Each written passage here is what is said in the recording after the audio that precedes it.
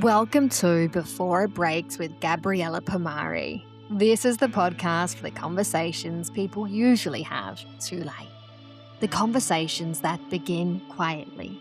The ones that sit in the back of your mind while you're driving home from work or folding the washing or lying awake beside someone you love, wondering, when did things start to feel different? The questions we often dismiss because nothing is obviously wrong, yet something doesn't quite feel right.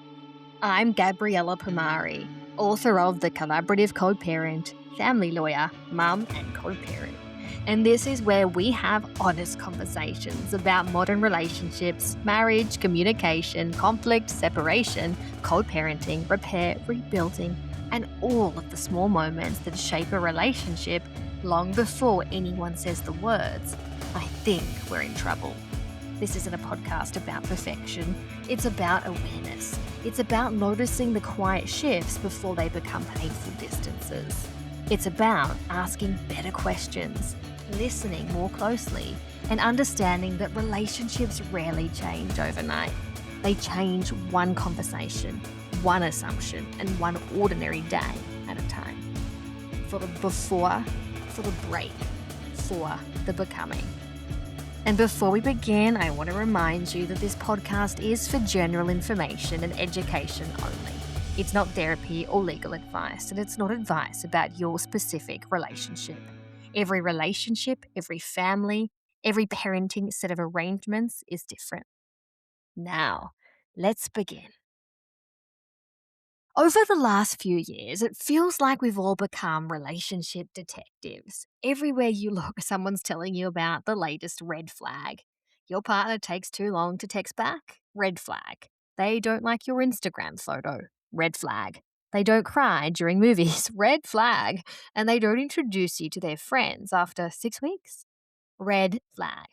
And sometimes I find myself laughing because I wonder what would happen if we applied the same standard to ourselves. If somebody followed us around for a week with a camera, could they find 5 things that look like red flags? Probably. They'd catch us replying to a message hours later because we were in a meeting, or they'd see us forget an anniversary because life got busy. They'd hear us snap after a terrible night's sleep with a toddler, or after a difficult day at work. And the truth is, relationships have become incredibly easy to judge when you're only looking through tiny windows. But here's what I've been thinking about lately. After spending well over a decade working as a family lawyer and sitting with people on some of the hardest days of their lives, I don't actually think the biggest problem is that people ignore obvious red flags. I think that the bigger problem is that we've become so focused on looking for dramatic warning signs that we've stopped paying attention to the quiet things that actually determine whether a relationship feels safe or connected and sustainable over the long term. When people walk into my office, they rarely begin the conversation by saying, there was one huge moment and that's why I'm here. Instead, they tell me stories about little things, stories that almost sound insignificant when you hear them individually. And then by the end of an hour, you realize those little stories were never little at all. I remember meeting with a woman a few years ago, and she arrived beautifully dressed, incredibly articulate, successful in her own career, and from the outside, living what most people would describe as an enviable life. She had 2 beautiful children, a lovely home, family holidays every year, and a husband who, by all accounts, worked incredibly hard for the family. And for almost an hour, we spoke about practical things, the children, the house, parenting. Then, somewhere in the middle of the conversation, she stopped talking. She looked down at her hands for a moment before saying something so simple that I've never forgotten it. She said, Gabriella, I don't think my husband knows who I am anymore. And it wasn't because he had an affair, and not because he'd become abusive, and not because there'd been some dramatic betrayal. She simply said, I don't think he knows who I am anymore. And when I asked her what she meant, she smiled in that way people sometimes do when they're trying not to cry. She said, if you asked him what keeps me awake at night, he wouldn't know. If you asked him what I'm excited about this year, he wouldn't know. He knows what coffee I drink, he knows what time I leave for work, and he knows my Medicare number, my birthday, where I keep the passports. But I don't think he knows me. And that sentence has stayed with me for years because I think so many couples slowly drift into exactly that place without ever intending to. Not because they stop loving each other, because life slowly replaces curiosity.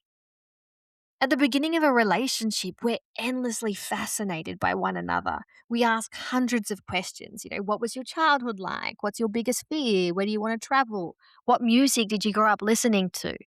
We notice everything. We remember stories. We pay attention. And then, somewhere between mortgages and school lunches and work deadlines, elderly parents, or maybe sport training, washing baskets, grocery shopping, our conversations become administrative. What time are you home? Can you pick up the milk? Who's doing swimming tomorrow? Did you pay that bill? And before long, you realize you've become incredibly good business partners running a household together. But you've quietly stopped interviewing each other about your lives.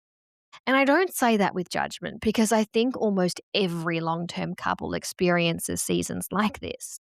There may have been weeks where one of you has been traveling and the other has been juggling work and children, or someone's been sick, or there's been a deadline looming, or one of the kids needs something for school and the other hasn't slept properly, and dinner's eaten standing at the kitchen bench because somebody needs a bath and somebody else is looking for a missing soccer boot. And at the end of the day, you finally collapse onto the lounge together and suddenly realize you've spent 20 minutes discussing calendars without asking each other a single meaningful question. Now, that doesn't mean the relationship is broken. It means life's loud. The danger comes when life stays loud for so long that the silence between the noise becomes permanent. Now, a few weeks ago, I was in New York recording season 2 of this podcast. And one afternoon, I had a couple of hours free before an interview, so I wandered through the West Village with a coffee. It's one of my favorite things to do when I travel. I just love sitting somewhere and simply watching people. Not because I'm nosy, although perhaps there's a little bit of that, but because I genuinely find people fascinating. And as a lawyer, and how as someone who spends so much time talking about relationships, you start noticing little interactions everywhere. And I remember seeing this older couple sitting outside a cafe, and they must have been maybe in their 70s. There was nothing remarkable about them. They weren't holding hands and they weren't dramatically all over each other across a table. They weren't taking selfies and they weren't dressed in matching outfits. The man was trying to read the menu, and the woman gently reached across, took it from him, and she laughed because he'd forgotten his glasses again. She read out the specials whilst he listened, and then they started talking about where they'd eaten the first time they visited New York decades earlier. And I could see them laughing at different parts of the story because, like all couples who've built a life together, they each remembered different parts differently. They weren't trying to impress each other, they weren't performing for anyone else around them. They were simply enjoying each other's company. And I remember sitting there at the cafe thinking that we've almost romanticized the wrong parts of relationships. We celebrate the proposal, the wedding, the honeymoon, the grand gestures. But very few people talk about the ordinary Tuesday afternoon 40 years later when someone still enjoys sitting across from you while you read them a menu because they've forgotten their glasses. Now, that, to me, is intimacy. Not fireworks, familiarity without complacency, comfort without taking each other for granted, friendship that survived ordinary life. And I think one of the biggest myths that we've been sold is that successful relationships are built on extraordinary moments. And I don't think that they are. I think they're built on extraordinarily ordinary moments. The cup of tea that someone makes before you've had to ask. The way they instinctively know you're quieter than usual and they ask, is everything okay? Before you've even realized that you're carrying something heavy. Or the way they remember the presentation you've been anxious about all week and they call afterwards just to ask how it went. The way they notice you've been carrying everyone else's mental load and quietly take something off your plate without announcing it. None of those moments would ever go viral. Nobody posts them online. Nobody tells their friends, oh, you'll never believe what happened today. My husband remembered I had a difficult meeting. But when I think about the healthiest relationships I've encountered, those are exactly the moments that seem to define them. Now, years ago, I acted for a man who arrived at my office convinced his marriage had ended because his wife no longer loved him. And I remember throughout the meeting, he kept saying things like, "We just fell out of love," or "the spark disappeared." But as we unpacked their relationship together, a really different picture emerged. He traveled constantly for work. And when he came home, he was exhausted. And weekends were spent recovering from the week before. And his wife had quietly become responsible for basically everything: the children, the birthdays, the shopping, the emotional well being of the family. That invisible mental load that so often goes unnoticed until someone finally puts it into words. And I asked him one question that completely changed the conversation. I said, "When was the last time that you were curious about her?" And he looked at me blankly. And I don't mean when was the last time you bought her flowers or organized dinner or booked a holiday. I mean, when was the last time you sat with no agenda, no phones, no television, and simply asked her, "How you going?" Really? Not because you're trying to solve anything, but because you genuinely want to know. And he quietly sat there for what felt like a very long time. And then he finally said, "I honestly don't know." Now, that answer obviously wasn't the reason their marriage ended, but it did explain something much bigger. Curiosity had slowly been replaced by assumption. He assumed he knew her because they'd been together 20 years, and she assumed he wasn't interested because he no longer asked. And neither assumption was necessarily true, but together they created distance. And distance has a remarkable way of growing when nobody notices it. I often think relationships are a little like living near the ocean. If you stand on the shoreline every single day, you don't notice the coastline changing. Yet over years, the water quietly reshapes the landscape grain by grain. You only realize how much has changed when you compare it to an old photograph. And relationships are often exactly the same. Nobody wakes up one morning as strangers. Nobody suddenly becomes disconnected overnight. It's usually thousands of tiny moments, thousands of conversations that never happened, thousands of opportunities to remain curious that slowly slipped away because there was always something more urgent or more demanding needing our attention. And that's why I think that we've been asking the wrong question. Instead of constantly asking, "What are the red flags?" maybe we should be asking something much simpler. Are we still paying attention to each other? Because I don't think relationships fail through one catastrophic event nearly as often as they fade through accumulated inattention. And once you start looking at relationships through that lens, you begin noticing entirely different things. Not the dramatic moments, but the ordinary ones. The ones that quietly tell you whether two people are still building a life together or simply living alongside one another. And I think one of the reasons this conversation matters so much is because relationships rarely end the day somebody walks out the door. Sure, legally, that's the beginning of my involvement, but emotionally, the relationship has usually been changing for months or years beforehand. And by the time someone's sitting in my office asking about parenting arrangements or dividing assets, they've often been grieving the relationship long before anyone else even realized that there was something to grieve. And one of the questions I ask clients from time to time is, when did you first know something had changed? Interestingly, nobody ever gives me a date. They don't say, 14th of March, but they tell me about a season of life. It was after our second child, or it was when we moved interstate, or, it was around COVID, or it was when work became really busy. But they struggle to pinpoint a single moment because usually there isn't one. It's like describing the weather. One day you suddenly realize it's winter. The winter didn't arrive overnight. The temperature dropped gradually and the mornings became cooler, the afternoons got darker. And I remember talking to a friend, and she'd been married for something like 15 years, and she wasn't describing a terrible marriage. In fact, if you looked at their life from the outside, everything seemed stable. They had healthy children and good jobs and a lovely home and a busy social life.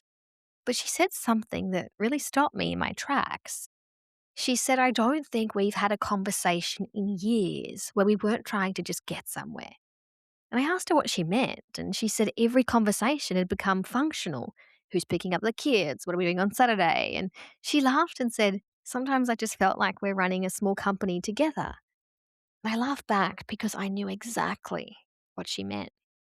Households do become businesses in some ways. There are budgets and schedules and responsibilities, but relationships aren't sustained by administration, they're sustained by connection. Yeah, administration keeps the household functioning, but connection is what keeps the relationship alive. And I think that's why I love watching older couples so much, because they remind me that companionship isn't built through spectacular moments. It's built through thousands of ordinary ones. I remember this other time I was sitting at the airport and I was waiting for a delayed flight. And across from me was this elderly couple. And the husband had gone to buy coffee and the wife stayed there with the bags, and he came back and he handed her the cup. He hadn't asked her what she wanted. He knew. She smiled and she took that one sip and she said, "Oh, perfect," and sort of gave him that look. And it was such a tiny interaction that almost nobody else would have noticed, but I couldn't stop thinking about it. Somewhere over decades together, he'd learned exactly how she liked her coffee. Not because he memorized an order, but because he'd been paying attention for years. Paying attention. Maybe that's the green flag nobody talks about. Not, grand declarations of love, not expensive gifts. Simply paying attention. Noticing, when your partner's quieter than usual and remembering that they have an important meeting. Hearing the hesitation in their voice when they're saying they're fine. To be known by someone is one of the most beautiful experiences we can have. Not admired, not desired, known. And that's such a difference. I mean, I've represented people whose partners adored them publicly but barely noticed them privately. They posted anniversary tributes every year, celebrated milestones beautifully. They look like the perfect couple to everyone around them. And yet, behind closed doors, one of them felt profoundly alone because being loved and being understood are not always the same thing. And I remember a client telling me that every year her husband organized an extravagant birthday dinner. Restaurants, flowers, thoughtful gifts, and anyone watching would have thought that she was the luckiest woman in the room. But I remember she said to me, "I'd trade every expensive birthday dinner we've ever had just for one conversation where he actually asked me what I was worried about." And that stayed with me because it reminded me how easy it is to confuse effort with connection. You can spend thousands of dollars on someone and still fail to understand them. And equally, you can make someone a cup of tea and sit beside them on the couch and just ask one genuine question that makes them feel more loved than any other grand gesture ever could. And so, one thing I've really become increasingly convinced of is that healthy relationships are filled with repair. Notice I didn't say healthy relationships avoid conflict because conflict's inevitable. You're going to disappoint each other. You are going to misunderstand each other. You're going to have stressful weeks where patience is thin and communication isn't at its best. That's part of sharing a life with another imperfect human being. The question's not whether you argue, it's what happens afterwards. Do you come back? Do you revisit the conversation once emotions have settled? Can someone say, "I've been thinking about what happened yesterday and I realize I was defensive and I'm sorry"? Those moments build extraordinary trust because they tell the other person, "This relationship matters to me more than just being right." And I wonder what would happen if more couples learned how to repair before resentment became permanent. And resentment's an interesting one because it really arrives loudly. It accumulates rather quietly. It's built every time someone feels unseen or unheard or unsupported and decides not to say anything because they don't want another argument. And eventually that silence becomes distance, and distance eventually becomes disconnection. That's why I don't think healthy relationships are necessarily made up of people who always communicate perfectly. I really do think they're made up of people who just refuse to leave important things unsaid for too long. And so, as we start to finish today's conversation, I want to leave you with something practical, not a checklist or a scorecard, maybe just a different way of thinking. Tonight or tomorrow or sometime this week, I'd love you to spend a few minutes asking yourself a different set of questions. When I'm with my partner, my other half, do I feel more like myself or less? Do I feel emotionally safe enough to disagree without fearing the consequences? Do I feel comfortable bringing them my worries before I've solved them? Do they remain curious about who I'm becoming, or are we living on assumptions we formed years ago? When something happens in my life, are they the first person that I want to tell? And when something difficult happens, do I instinctively reach for them? Or have I learnt to carry it alone? None of those questions are about red flags. They're about the quality of the emotional home that you've built together. Because that's really what a relationship becomes over time, a home, not the house you live in, the emotional place that you return to every day. Some homes feel warm, you walk through the front door and your shoulders drop because you know you can breathe there. You know that you'll be met with kindness and humor and patience and understanding, even if the day's been hard. And other homes can feel tense even when nobody's speaking. You find yourself measuring your words and second guessing your feelings or just waiting for the mood in the room to change before you say what you really think. Only the people living inside that relationship truly know what home feels like. So perhaps we've been looking in the wrong direction all along. Perhaps the question was never, is this person a red flag? Perhaps the better question is, what does it feel like to build a life with them? Because long after the excitement of the early days settles, after career changes and children grow up and parents grow older and life inevitably becomes more complicated, that's the question that remains. What does it feel like to come home to this relationship? And I just don't think that healthy relationships are the ones where everything is easy. I don't even think that they're the ones where everything's always happy. I think they're the ones where two people keep choosing to notice each other, to stay curious, to repair what gets damaged, and to protect the emotional safety of the space they created together. They understand that love isn't something you simply find. It's something that you keep practicing in small and ordinary ways that almost nobody ever sees. I'm Gabriella Pomare, and this has been season 1 of Before It Breaks, and it has been a brilliant one. Thank you for staying with me. Thank you for sharing your stories with me. And please keep downloading. Please keep sharing the podcast, because often the best advice comes when someone says, hey, this reminds me of you. And stay tuned, because from next week, I'll be bringing you season 2 of Before It Breaks, straight from New York.